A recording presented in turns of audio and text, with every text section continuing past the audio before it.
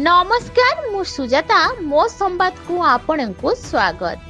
मत्स्य और पशु संपद मंत्री दिनिकिया कोरापुट गस्त जोगदेले विभिन्न कार्यक्रम रे।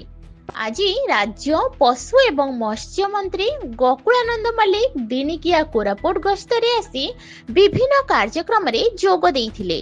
प्रथमे से नियुक्ति मेला रे जोग देई एही कार्यक्रम को उद्घाटन करिथिबा बेले परे आलिसन होटेल कक्षरे आयोजित सांबादिक सम्मेलन रे जोग देई केंद्र और राज्य सरकारंकर चलित बजेट उपरे आलोकपात करिथिले।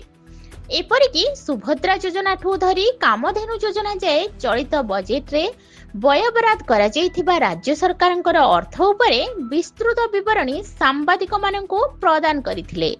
परे बुद्धिजीवी सम्मेलन रे जोग देई बजेट उपरे मतामत लोड़िथिले एवं शेष में सरकारी भाव में जिलार निज विभाग सह अन्य समस्त विभागर कार्यगुड़िक समीक्षा करथिले।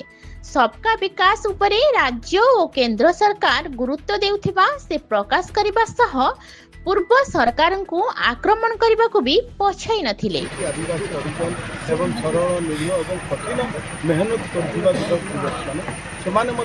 आत्मनिर्भर हो पारे एवं जो सरकार विभिन्न योजना रही आपण पीएम कथा कहतु पीएम विश्वकर्मा कथा कहतु प्रत्येक क्षेत्र में आत्मनिर्भर होगा आज युवक। Koraput bureau chief Dilip Chetty report मो संवाद।